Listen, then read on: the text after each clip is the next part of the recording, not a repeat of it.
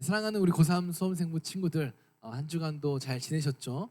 이제 개강한 지 한 2주 정도 지났습니다. 이제 갑작스럽게 일찍 일어나게 된 이 라이프에 조금은 적응하셨으리라 생각이 되고요.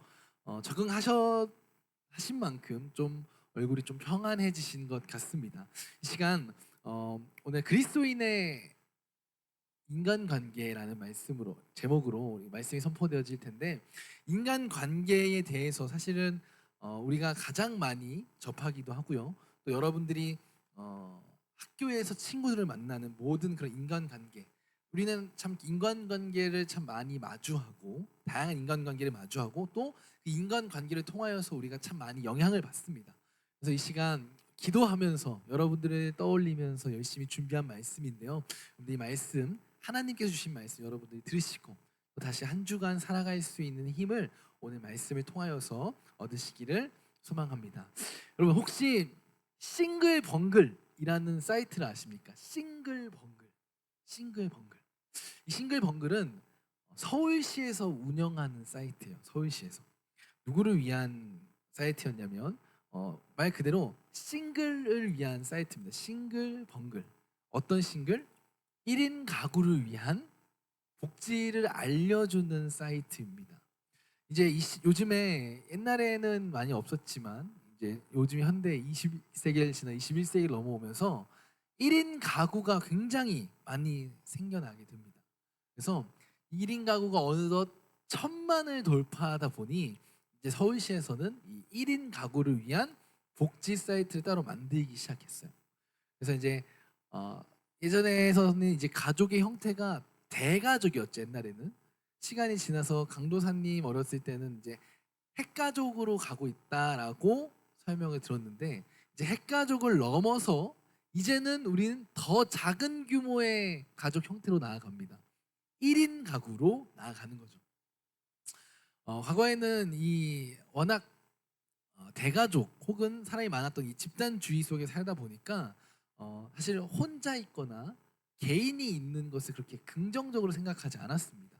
그래서 혼자 있다 혹은 이제 친구가 없이 있다라고 한다면 뭐 외롭고 쓸쓸한 마음이 찾아온다, 약간 부정적인 감정이 찾아온다라고 우리는 생각했었습니다.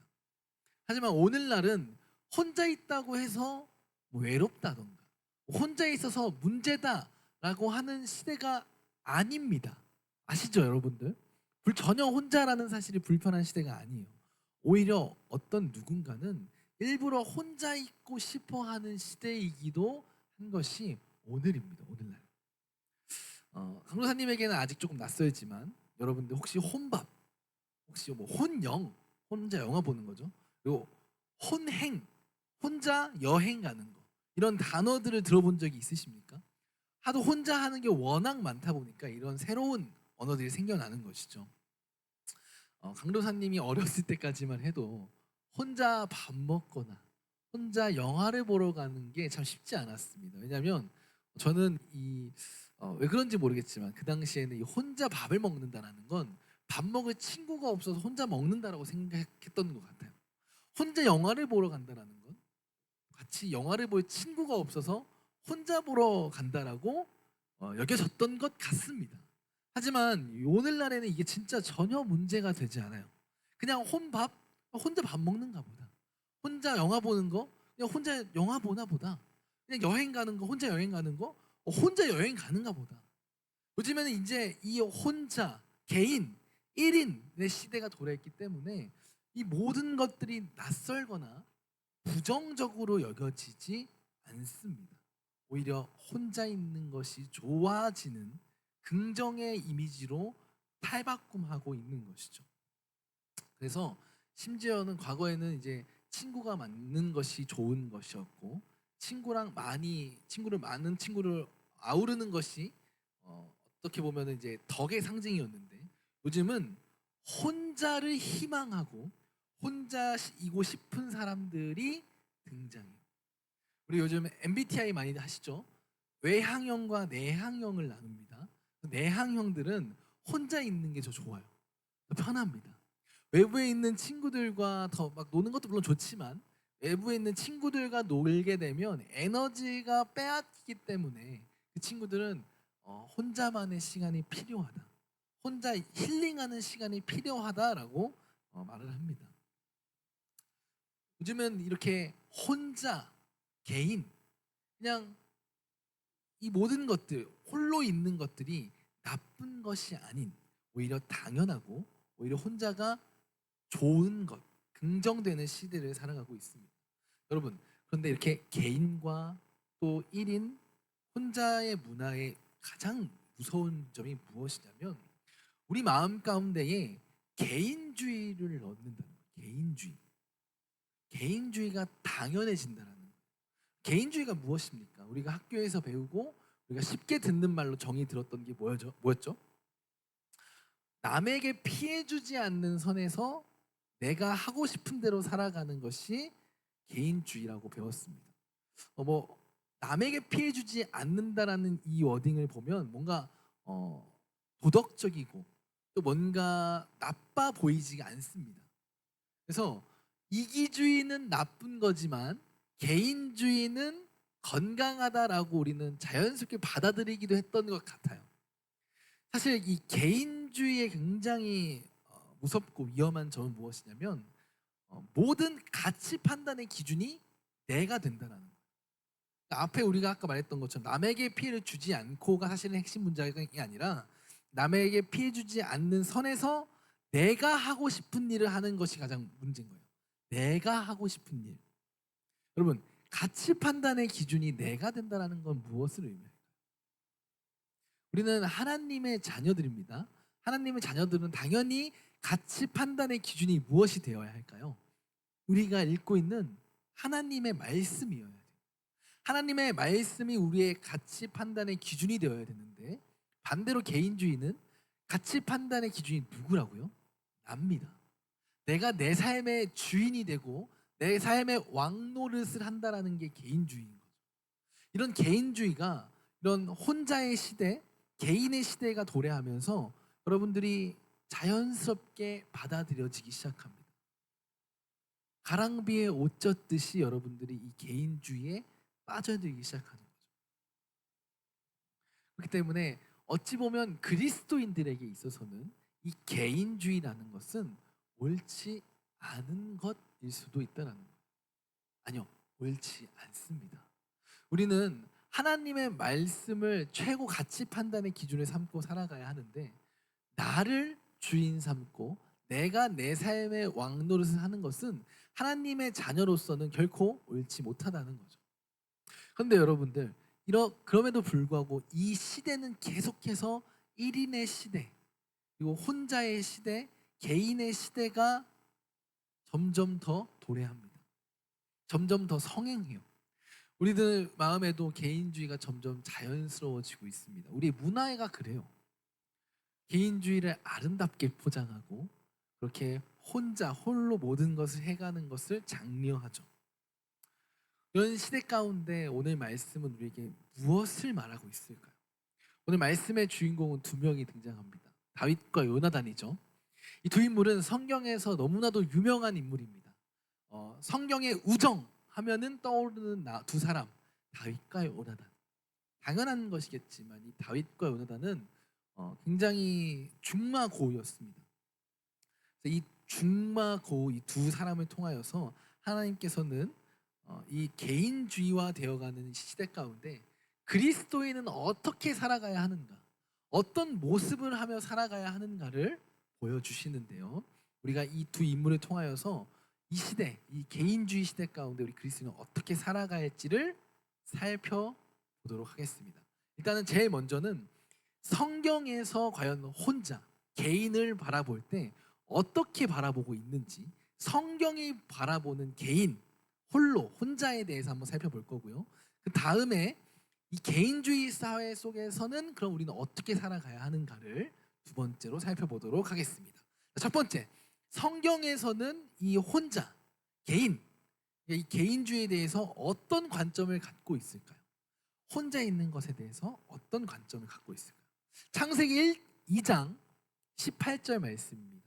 창세기 2장 18절 말씀 우리가 함께 읽도록 하겠습니다. 창세기 2장 18절 말씀입니다. 시작. 여호와 하나님이 이르시되 사람이 혼자 사는 것이 좋지 아니하니 내가 그를 위하여 돕는 배필을 지으리라 하시니라.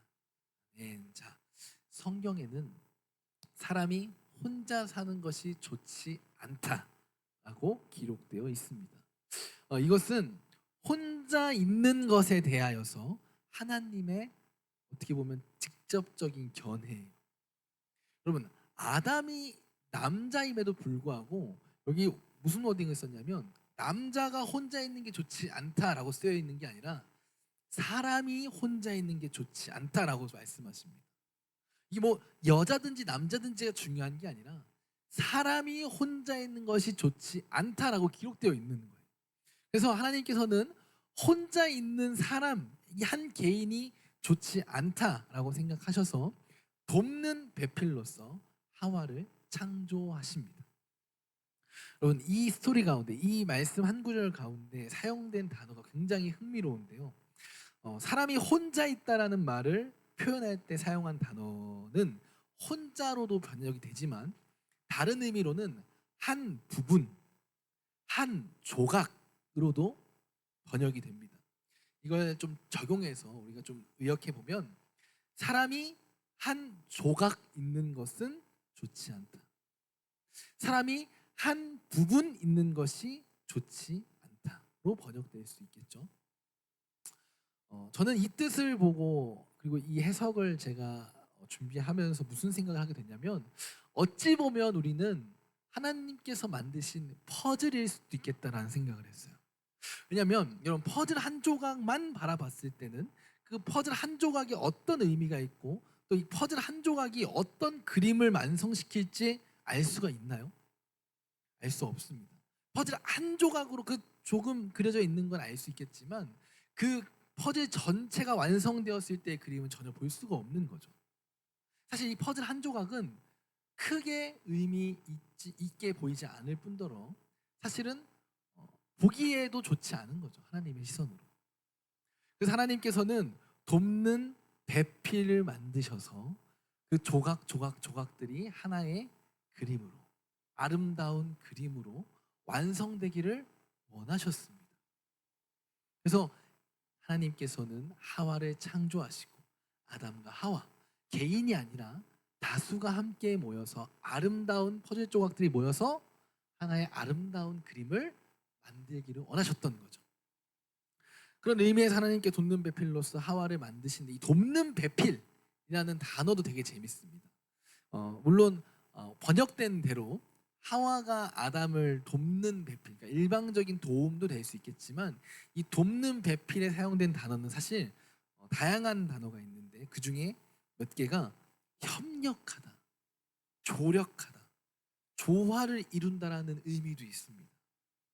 즉 함께 합력하고 조력하여 조화를 이루어서 하나님이 보시기에 좋은 아름다운 그림을 만드는 것이 어떻게 보면 하나님께서 이 사람들을 창조하신 목적이 될 수 있습니다. 하나님께서는 이 창조하신 모든 것들을 보시기에 좋았더라라고 말씀하십니다. 근데 여러분들 아까 우리가 봤던 2장 18절에는 뭐라고 써 있죠? 혼자 사는 것이 좋지 않다. 다른 건 창조하신 모든 것들은 좋다라고 말씀하시지만 혼자 있는 것은 좋지 않다라고 말씀하십니다. 여러분, 사람은 혼자 지어진 게 아닙니다. 조화를 이루고 하나님의 그 영광을 드러내고 찬양하는 존재로서 창조된 거예요. 하지만 여러분, 제가 이렇게 얘기한다고 해서 뭐 혼자가 뭐 나쁘다, 극단적으로 혼자면 안 된다라고 말씀하는 건 아니고요. 우리는 혼자일 수는 있습니다. 뭐 홀로 있는 것도 죄는 아니고요. 하지만 성경에서 정확하게 우리에게 우리의 목적에 대해서 얘기해주고 있는 거예요. 우리가 협력하고 조화를 이루는 존재로 창조되었고 또 이렇게 창조되어서 하나님의 영광을 드러내고 우리가 아름다운 하나님의 그림을 만드는 대로 만드는 목적으로 창조되었다면 우리는 힘써 그 창조 목적대로 살아가야 된다라는 것을 설명드리고 싶은 겁니다. 하나님께서는 우리가 합력하여서 선을 이루고 또 우리가 함께 하나 되어서 아름다운 그림으로 하나님의 영광을 드러내기 원하셨습니다. 그런데 우리는 하나님의 자녀로서 예수 그리스도의 제자로서 이런 창조 목적에 부합된 삶을 매일매일 살아가야 합니다. 그렇다면 이제 우리가 창조된 이유, 하나님께서는 혼자 사는 것이 좋지 않다고 말씀하셨습니다. 이제 우리는 함께 살아가야 해요. 함께 아름다운 그림을 그리며 조화를 이루며 살아가야 합니다. 그렇다면 그리스도인이라면 이 개인주의 시대 가운데 우리는 어떻게 살아가야 하는지 오늘의 이 두 인물을 통하여서 우리가 함께 살펴보겠습니다. 이 두 인물은 하나님께서 원하시는 그 아름다운 조화를 이룬 완벽한 모델이기도 합니다. 다윗, 우린 특별히 이 두 인물 중 다윗, 요나단 중에서도 오늘 요나단에 조금 힘을 써서 좀 바라봤으면 좋겠어요. 우리는 계속해서 다윗에 대해서는 계속 들어왔습니다. 다윗은 하나님 마음에 합했던 사람이고요. 또 더 나아가서는 거인 골리앗을 쓰러뜨렸던 영웅이기도 했습니다. 이런 다윗과 늘 함께 다니는 단짝이 있죠. 단짝이 누구냐면 아까 말씀드렸다시피 요나단입니다. 요나단은 이스라엘의 왕 사울의 아들입니다. 사울의 왕, 1대 왕 사울의 아들이었습니다. 사울은 이 골리앗과의 전투에서 승리했던 다윗을 집으로 돌려보내지 않아요. 오히려 그냥 같이 궁전에 살게 하고 함께 요나단과 뛰어놀게 합니다. 자연스럽게 요나단과 다윗은 이제 친밀해지고 하나님 안에서 완벽한 관계, 조화를 이루어 하나님께 영광 돌리는 관계가 됩니다. 다윗은 하나님을 찬양하고 또 하나님 앞에서 쓰임 받습니다. 너무나도 눈부시게 쓰임 받죠. 우리가 알고 있던 대로 다윗은 너무나도 위대한 인물입니다. 그리고 그 위대한 인물이 또 하나님께 쓰임 받기까지 하니까 백성들이 그 다윗을 보고 이제 왕으로 추대하기 시작해요. 왕이 될 만하다 생각합니다. 그의 인기가 점점 올라가고 사울 다음에 왕으로 이제 백성들이 다윗을 추켜 세우기 시작합니다. 여러분들 이미 잘 알고 있겠지만 과거의 왕위 계승은 어떻게 계승이 되어지죠? 왕의 자손들을 통해서, 왕의 장자를 통해서 계승이 됩니다. 자, 다시 한번 생각해 봅시다. 그 당시 어찌 보면 정통적으로 그 왕의 계승권을 갖고 있었던 사람은 누구였을까요? 사울이 왕이니까 사울의 아들 요나단이 사실은 차기 왕이 되는 것이 맞습니다. 근데 세상의 사람들과 백성들이, 이스라엘 백성들이 누구를 자꾸 왕으로 추대한다고요? 다윗을 왕으로 추대했습니다. 사실 여러분 상식적으로 보고 이 상황을 보았을 때 요나단의 마음은 어땠을까요? 요나단이 다윗을 향하여 품었던 마음은 어땠을까요? 만약 제가 요나단이었으면 다윗이 미웠을지도 모르겠습니다. 왜냐하면 내가 왕이 되어야 되는데 다른 것도 안 되고 여러분 왕입니다. 부와 재력 그리고 뭔가 명예까지 모두 가진 권력까지 가진 왕입니다. 그런 내 자리를 다윗이 빼앗으려 한다 혹은 다른 사람들이 다윗을 추대한다, 저였으면 좀 분노했었을 것 같습니다. 그리고 인정할 만한 다윗이지만 인정하고 싶지 않았을 것 같아요.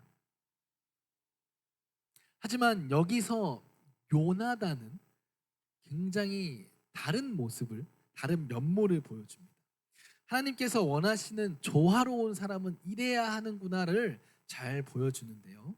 요나단의 모습을 한번 보겠습니다. 우리 3절, 오늘 말씀 3절을 함께 읽겠습니다. 시작. 요나단은 다윗을 자기 생명같이 사랑하여 더불어 언약을 맺었으며. 요나단은 다윗을 사랑하는데 얼만큼 사랑하냐면 자기 생명같이 사랑했다고 말합니다. 이때는 예수님께서 이 땅에 오시기 전입니다.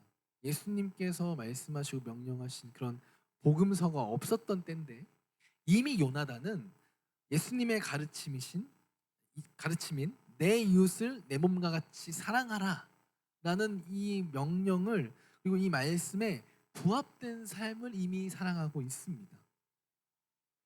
요나단은 질투하지 않았어요.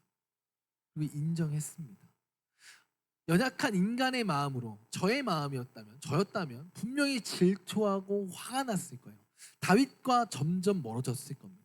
아무것도 몰랐던 어렸을 때는 친하게 지낼 수 있지만 커서는 다윗과 어색해졌을 것 같아요.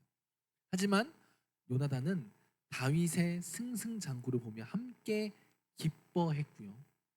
심지어는 먼 훗날 다윗이 겪는 아픔과 슬픔과 어려움에 함께 애통해하고 도움을 주기도 하면서 하나님께서 원하시는 완벽한 콤비네이션을 이루는 거예요. 여기서 더 대단한 점은 무엇이냐면 요나단이 직접 다윗을 왕으로 인정하는 모습을 보여줍니다. 오늘의 말씀 4절 한번 띄워주시겠어요? 4절 우리가 한 목소리로 함께 읽도록 하겠습니다. 시작! 요나단이 자기가 입었던 겉옷을 벗어 다윗에게 주었고 자기의 군복과 칼과 활과 띠도 그리하였더라. 아멘. 여러분, 요나단의 신분이 뭐였는지 알고 계시죠? 왕자였습니다. 왕의 아들이니까 당연히 왕자였겠죠. 요나단이 입고 있는 옷은 누구의 옷입니까? 왕자의 옷입니다. 그러면은 그가 들고 있는 군복과 무기들은 누구의 무기일까요? 왕자의 군복과 왕자의 무기입니다. 왕자는 무엇을 의미할까요? 차기 왕을 의미해요. 사실 뭐 다양하게 요나단이 다윗에게 많은 것을 해줬고 많은 것을 양보했겠고 많은 것을 섬겼겠지만 이 자신이 입고 있던 겉옷과 군복을 벗어줬다라는 이것이 유일하게 기록된 이유는 자신이 갖고 있었던 어찌 보면 요나단이 갖고 있었던 그 차기 왕권을 자신이 스스로 다윗에게 물러나 양보하는 모습을 드러내기 위해 의도적으로 기록되어 있던 거예요. 요나단은 차기 왕자로서 자신의 모든 권위를 다윗에게 위임합니다. 다윗이 차기 왕이 되어야 한다고 인정하는 것이죠. 내가 왕이 되기보다는 다윗 네가 왕이 되는 게 낫겠다 하는 생각으로 자신의 왕자의 겉옷과 왕자의 군복, 왕자의 무기를 모두 다윗에게 건네줍니다. 저는 이 본문과 이 부분을 묵상하면서 다윗보다 요나단이 정말 더 위대해 보인다라는 생각이 들게 됐습니다. 어떻게 다윗에게 모든 자리를 내어줄 수 있을까? 어떻게 질투 하나 하지 않고 이 모든 것을 다 내어주며 공존할 수 있었을까? 저 뛰어난 다윗이 있다면 자연스럽게 그보다 못한 내가 자격지심을 느끼고 자존감이 낮아질 법도 한데 그렇지 않고 건강하게 어떻게 완벽한 조화를 이룰 수 있었을까 고민하게 됐습니다. 그러면서 저는 요나단 마음 가운데 있었던 사랑과 겸손과 섬김의 마음을 봤어요. 이 친구가 이렇고 저래서 용서하고 섬기고 사랑해야지가 아니라 이미 섬김의 마음이 있었고 사랑의 마음이 있었고 다윗을 품어줄 수 있는 마음이 있었기 때문에 다윗의 그 위대함을 인정할 수 있었던 거죠. 물론 이것과 다르지만 섬김과 겸손, 사랑 이것을 바라보고 인도라 하니 또 자신의 왕좌를 그리고 왕자의 자리를 다윗에게 물려준 그 상황을 보니 제가 또 한 명이 생각이 나더라고요. 여러분들이 다 알고 있는 저는 예수님이 생각났습니다. 여러분, 예수님께서는 세상의 만물을 지으신 하나님, 세상의 만물의 창조자, 세상의 왕이신 왕의 아들이십니다. 예수님은. 근데 그 왕이 이 땅에 내려오셔서 왕이 될 자격, 그리고 뭔가 하나님의 자녀가 될 자격도 없는 우리를 위해서 죽으시고 다시 살아나세요. 그리고 우리에게 자신의 자리를 내어주십니다. 왕의 자리를 내어주세요. 왕의 하나님의 자녀가 되는 권세를 우리에게 주셨다라는 것이죠.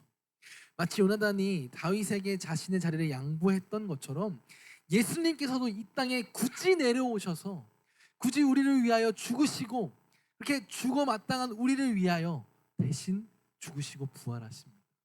그리고 자신이 누려야 할 그 영광을 우리에게 대신 전가해 주세요. 요나단이 다윗에게 자신의 그 왕자의 자리를 넘겨준 것처럼 하나님께서는 예수님께서는 이 땅에 내려오셔서 우리에게 그 하나님의 자녀의 자리를 넘겨주십니다. 서론에 이야기했던 것처럼 오늘날은 개인주의의 시대입니다. 이기주의가 팽배합니다. 모두가 경쟁자고요. 여기 있는 내 옆에 있는 모든 사람들은 다 내가 짓밟고 올라가야 하는 대상들이라고 당연히 얘기하는 이 시대입니다. 내가 가장 중요하고 그리고 가치의 가치를 잃어버린 시대입니다. 여러분, 하지만 오늘 말씀은요, 그렇게 살아가는 것이 아니다. 그냥 나 혼자서만 살아가는 것이 아니다. 개인주의 사고로 살아가는 것이 아니라 우리는 함께 살아가야 한다. 함께 조화를 이루며 살아가야 된다는 것을 이야기해 주는 거예요. 옆에 있는 사람들은 경쟁자가 아니다. 사랑의 대상이며 우리의 동역자라는 사실을 하나님께서 오늘 말씀을 통해서 여러분들에게 말씀하고 계신 거예요. 여러분, 이 개인주의의 시대 가운데 예수님처럼 요나단처럼 완벽한 조화를 이루기 위해 가장 필요한 덕목이 무엇이냐면 사실 사랑입니다. 사랑. 너무나도 당연한 거죠.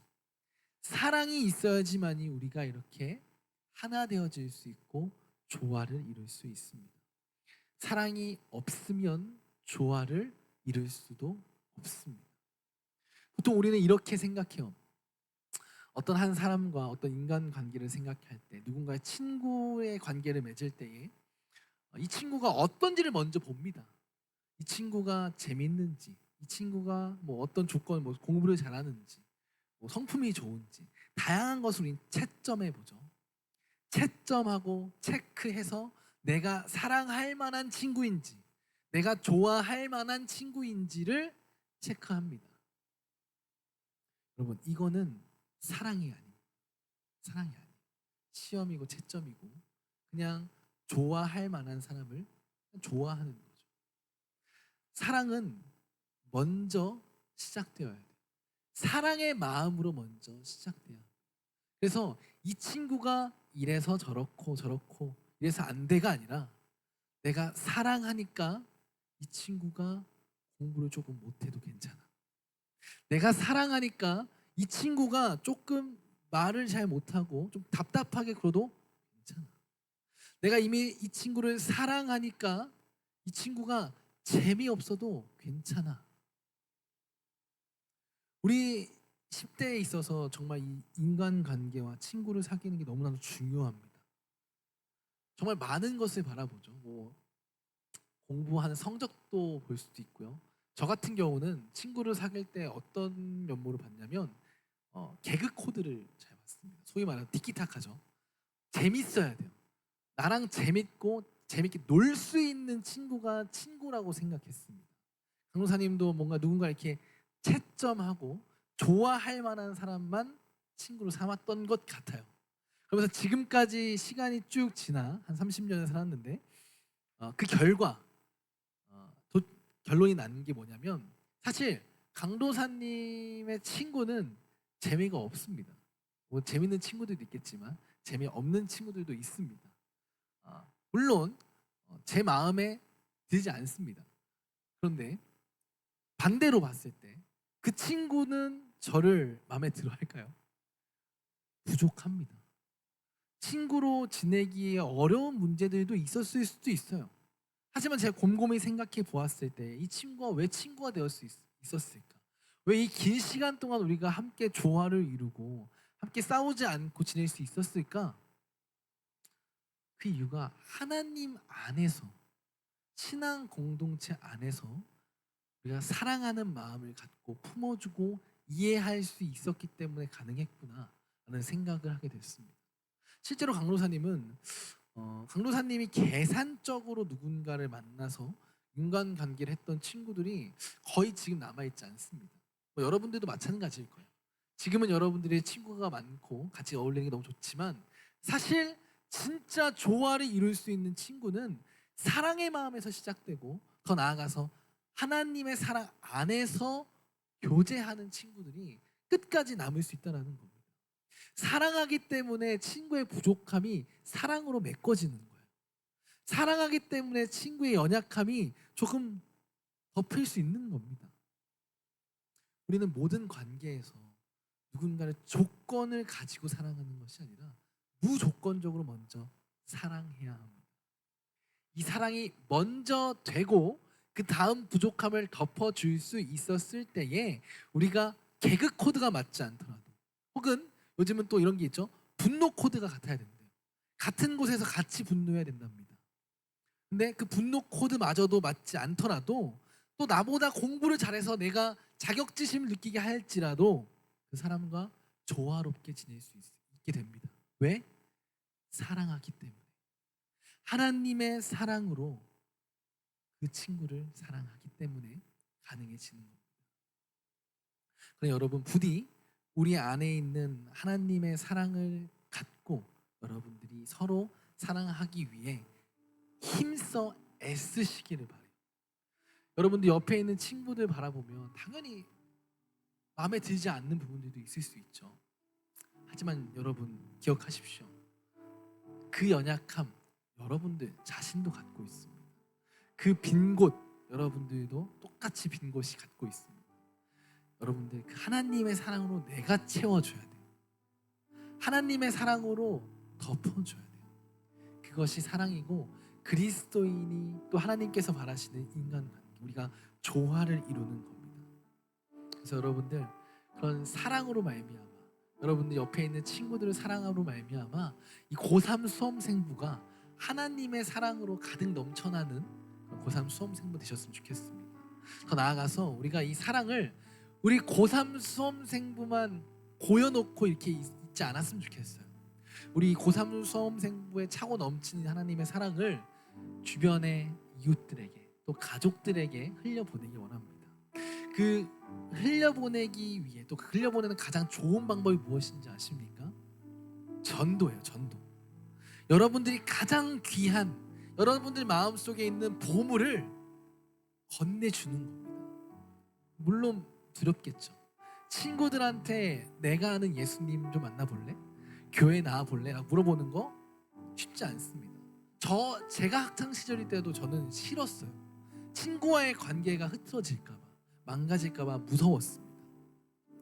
하지만 여러분들이 그 친구를 놓고 기도한다면 기도로 먼저 그 친구에 가기 전에 준비한다면 하나님께 하나님 제 마음속에 있는 저 친구 저 한 영혼 저 친구의 마음을 주관해 주시고 내가 전하는 하나님의 이 복음을 저 친구가 받아들일 수 있도록 도와주세요 라는 사실 이런 기도를 하고 그 친구를 찾아간다면 여러분들이 두려워하는 그 상황 결코 일어나지 않을 겁니다.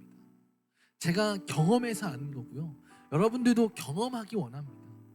여러분 다수가 아니에요. 우리의 사랑을 흘려보낼 대상들이 다수면 좋겠지만 이번에는 딱 한 명입니다. 한 영혼. 여러분 한 영혼에 집중해서 그 친구를 위해 기도해 주시고 그 친구에게 여러분들의 사랑을 흘려보냈으면 좋겠어요. 그래서 그 친구가 이 은혜의 자리 이 사랑의 자리로 나와서 하나님께서 주시는 그 사랑에 그 친구도 빠져들고 그래서 여러분들과 함께 신앙생활을 하는 그런 놀라운 은혜를 여러분들이 체험하기를 원합니다. 말씀을 마무리하겠습니다. 여러분 하나님께서는 우리를 함께 살아가도록 창조하셨어요. 홀로 있는 건 보기 좋지 않다라고 하셨습니다. 여러분 부디 혼자 신앙생활하지 마시고 혼자만 잘하지 마시고 함께 하나님께 나아가기 원합니다. 함께 사랑해서 여러분들을 보듬어주고 옆에 있는 친구가 만약이라도 좀 힘들어해서 교회 나오지 못한다.